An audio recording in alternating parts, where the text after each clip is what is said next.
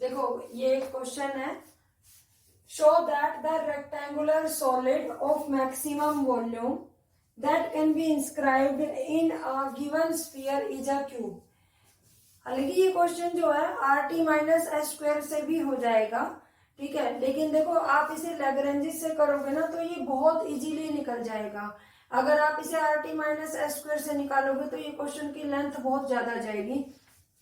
तो देखो क्या गिवन है, तो लैग्रेंजिस फंक्शन में दो चीजें ध्यान रखनी होती है कि किस पार्ट को हमें मैक्सिमाइज या मिनिमाइज करना है, आपको उस फंक्शन को पहचानना है, और जो गिवन है उसको फाई फंक्शन एज्यूम करना है। तो देखो show that the rectangular solid of maximum volume, आपको वॉल्यूम को क्या करना है, मैक्सिमाइज करना है। और रेक्टेंगुलर सॉलिड मतलब वो एक क्यूबॉइड टाइप का है, उसका वॉल्यूम आपको मैक्सिमाइज करना है। That can be inscribed in a given sphere, और गिवन क्या है, आपको एक स्फीयर गिवन है, ठीक है। उस स्फीयर के अंदर वो रेक्टेंगुलर सॉलिड है जिसका वॉल्यूम आपको मैक्सिमाइज करना है। तो वो कहता है कि उसका वॉल्यूम तब मैक्सिमम होगा जब वो क्या होगा, एक क्यूब होगा। तो देखो मान लेते हैं ये मेरा एक स्फीयर है, ठीक है, ये मेरा स्फीयर है,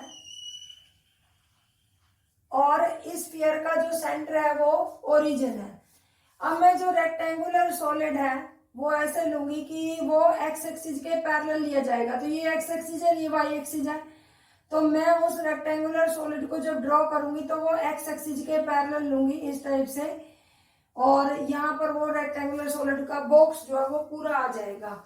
तो देखो मैंने मान लिया let the given sphere be, let the given sphere be, मैंने स्फीयर की इक्वेशन ले लिया x square plus y square plus z square is equal to a square. तो स्फीयर का जो सेंटर है वो ओरिजिन है और रेडियस जो है वो ए है।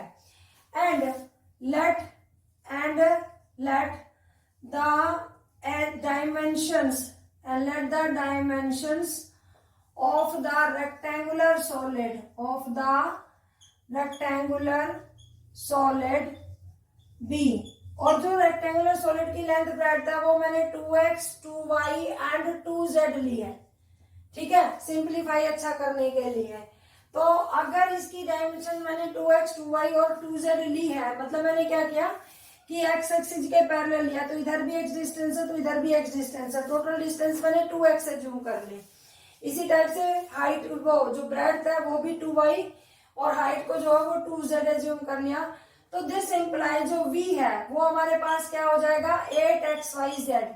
अब क्वेश्चन में लैग्रेंजिस के लिए हम फंक्शन को पहचाने, तो जो वॉल्यूम है वो मेरा f फंक्शन है जिसको मुझे, ये मेरा ऑब्जेक्टिव फंक्शन है जिसको मुझे मैक्सिमाइज करना है, और जो गिवन कंडीशन है वो मेरी ये वाली है।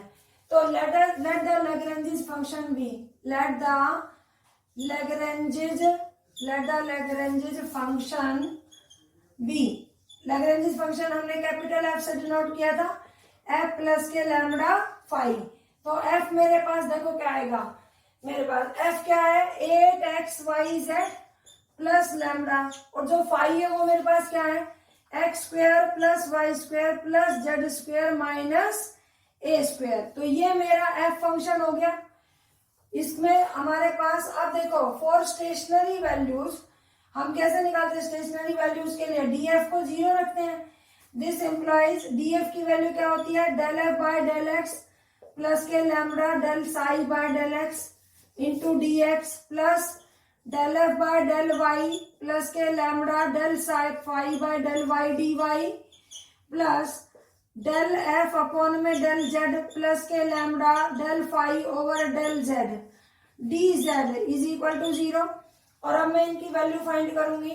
This imply del f by del x, इसका विद रिस्पेक्ट टू एक्स, तो ये क्या आएगा 8yz प्लस लैम्बडा फाई का derivative with respect to x, तो इसका क्या आएगा 2x, तो ये हो जाएगा 2 lambda x dx plus similarly del f by del y वो क्या आएगा 8xz प्लस के 2 लैम्बडा वाई, फाई का derivative with respect to y करेंगे तो ये आएगा dy plus 8 del f by del z, तो ये हो जाएगा 8xy plus 2 lambda Z dz, तो यहाँ पे हो जाएगा dz इज इक्वल टू 0। अब देखो ये एक्सप्रेशन इक्वल टू 0 है, तो इसका मतलब ये वाला पार्ट भी 0, ये वाला पार्ट भी 0 और ये वाला पार्ट भी 0। तो ये 3 इक्वेशन आ गई। क्या क्या है मेरे पास, 8yz प्लस के 2 lambda x equal to 0, 8xz plus 2 lambda y equal to 0 and 8xy plus के 2 lambda z is equal to 0। अब यहां से ना दो चीजें हैं, बाकी क्वेश्चन में जैसे मैंने उसमें बताया था, आपको ध्यान रखना है इन तीनों इक्वेशन का, ठीक है। ये सेकंड हो जाएगी, ये थर्ड और ये फोर्थ, ठीक है। फर्स्ट मैंने एफ को मान लिया था।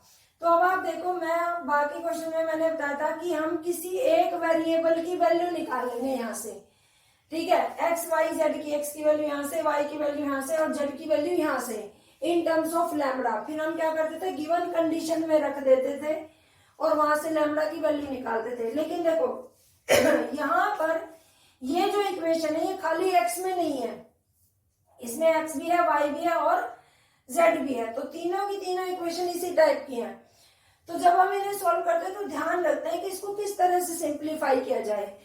तो अगर आप देखो कि मैं अगर फर्स्ट को मल्टीप्लाई कर दूं एक्स से और सेकंड को, सॉरी अगर ये फर्स्ट नहीं सेकंड है, ये सेकंड है और ये मेरी थर्ड है, ठीक है। तो मैंने सेकंड को एक्स से मल्टीप्लाई कर दिया और थर्ड को मल्टीप्लाई कर दिया वाई से, ठीक है, थर्ड इंटू वाई। तो और इन दोनों को सब्ट्रैक्ट कर दिया, तो देखो क्या आएगा, जब ये एक्सप्रेशन किससे मल्टीप्लाई होगा, एक्स से, तो 8xyz प्लस के 2 lambda x square equal to 0। और जब ये y से मल्टीप्लाई होगा तो ये बनेगा 8xyz प्लस के 2 lambda y square equal to 0। और अब इनको क्या करेंगे हम, सब्ट्रैक्ट। तो जब सब्ट्रैक्ट करेंगे तो ये cancel out, 2 lambda common, x square minus y square equal to 0। तो यहाँ से लैम्बडा तो 0 हो नहीं सकता क्योंकि लैम्बडा हमारा लैग्रेंज मल्टीप्लायर्स होता है ना, तो ये तो 0 हो नहीं सकता। तो कौन 0 होगा, x square minus y square equal to 0। This implies x is equal to plus minus y. Of x और वाई क्या है, डायमेंशन, तो वो एक दूसरे का नेगेटिव कभी नहीं हो सकती कि भाई अगर एक मान लेते हैं 5 लेंथ का आ रहा तो दूसरा -5, नो। इसका मतलब -y को हम रिजेक्ट कर देंगे, तो this implies x is equal to y. इसका मतलब जब मैं इन दोनों इक्वेशन को सिंप्लीफाई कर रही हूँ, सेकंड और थर्ड को, तो हमें मिल रहा है x equal to y. Similarly जब मैं थर्ड और फोर्थ को सिंप्लीफाई करूंगी तो सिमिलरली आप सॉल्व करके दिखा दीजिए कि इसको आपने y से मल्टीप्लाई किया और इसको z से और देन सब्ट्रैक्ट। तो similarly after solving third and fourth we obtain क्या ऑब्टेन करेंगे हम, y इक्वल टू जेड। तो देखो ये क्या दे रहा था हमें, यहाँ से x इक्वल टू वाई और यहाँ से क्या गया, y इक्वल टू जेड। तो इसका मतलब तीनों ही हमारे पास इक्वल आ गया कि x is equal to y equal to z. This implies 2x equal to 2y is equal to 2z। मैंने डायमेंशन तो यही ली थी ना, 2x 2y 2z। तो all the 3 sides are equal, तो so the rectangular solid must be a cube. तो वो जरूर एक क्यूब ही होगा। आई थिंक क्लियर हो गया होगा। बढ़ते हैं नेक्स्ट क्वेश्चन की तरफ।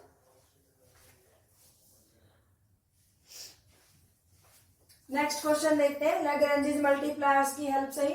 Find the volume of the largest rectangular पैरेललोपाइड।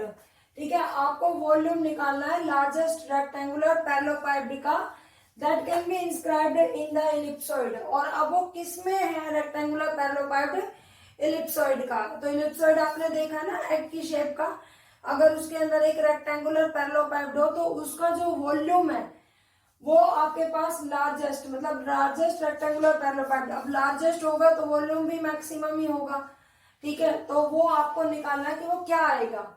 तो पीछे वाले क्वेश्चन की तरह से ही है कि let the dimensions of the rectangular parallelepiped be 2x 2y and 2z। ये मैंने मान लिया। तो दिस एम्प्लॉइज रेक्टेंगुलर पैरेललोपाइड तो क्यूबॉइड ही हुआ, तो इसका मतलब उसका जो वॉल्यूम होगा वो कितना आएगा 8xyz, उसका वॉल्यूम मैक्सिमाइज तभी होगा। अब ये देखो लैग्रेंजेस के अंदर जिस चीज को मैक्सिमाइज करना होता है वो हमारा f बनता है।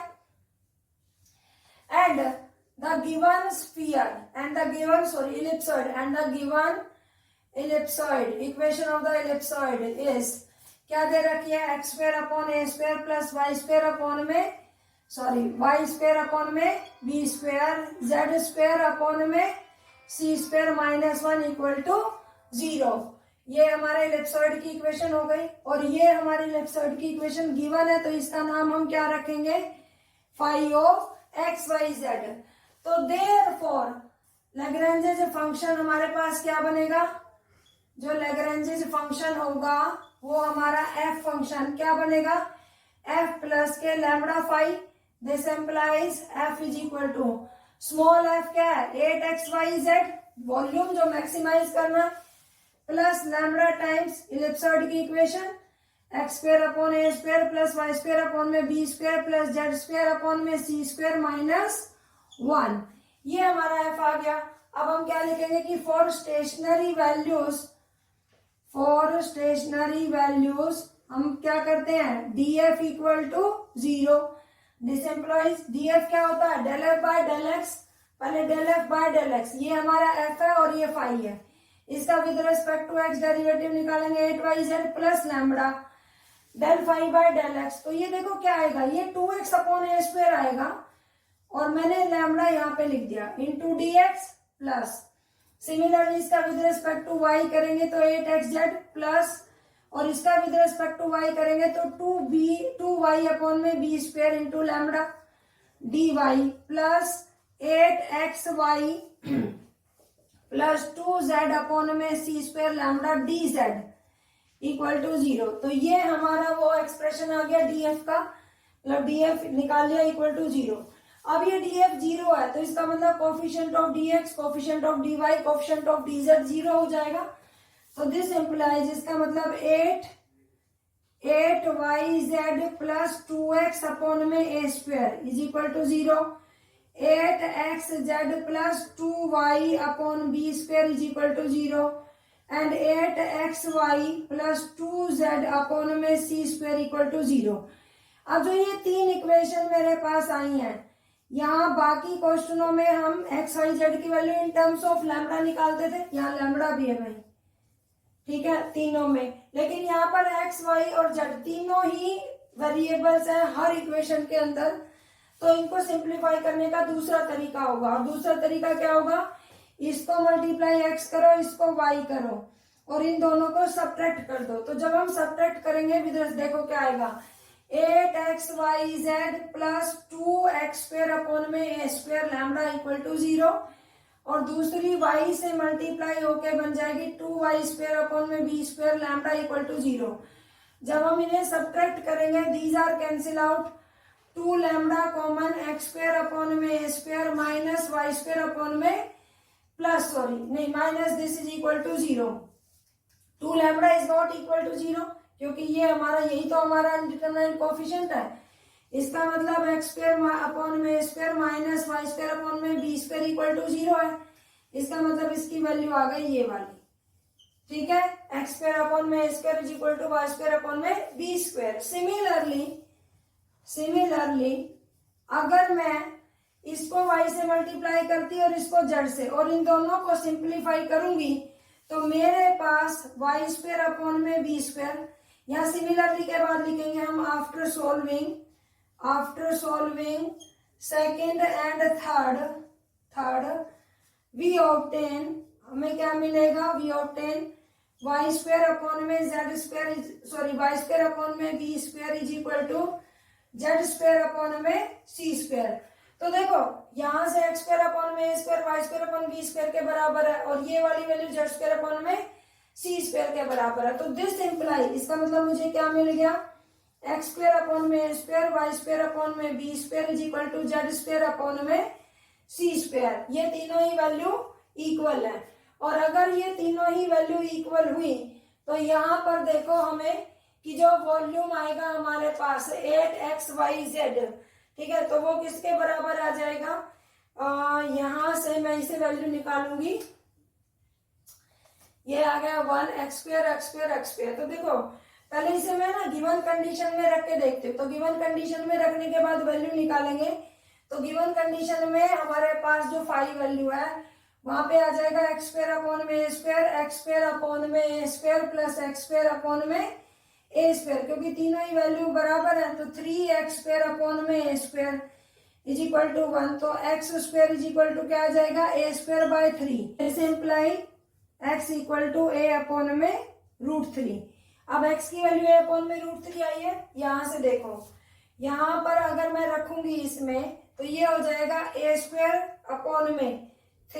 देखो x² करोगे तो a²/3 है ना, तो a²/3 into a² is equal to y²/b²। तो ये कैंसिल हो गया, तो y² की वैल्यू क्या आ जाएगी, b²/3। तो this implies y² is equal to b²/3। तो यहाँ से y की वैल्यू क्या आएगी, b/√3। तो मैं लिख रही हूँ यहाँ पे कि y इक्वल टू क्या आ गया, b/√3। तो यहाँ से z की वैल्यू, y अगर b/√3 है तो सिमिलरली z कितना आ जाएगा, c/√3। तो आपको ये तीनों डायमेंशन मिल चुके हैं। अब हमारे पास वॉल्यूम क्या हो जाएगा, 8xyz। क्वेश्चन में कहा ना फाइंड द वॉल्यूम, तो जो वॉल्यूम है वो कितना आ जाएगा, 8 इंटू में x इंटू में y इंटू में z, ठीक है, c/√3। तो 8abc/3√3 ये आपका रिक्वायर्ड वॉल्यूम है। ठीक है, आई होप क्लियर हो गया होगा। ठीक है, तो नेक्स्ट क्वेश्चन देखते हैं।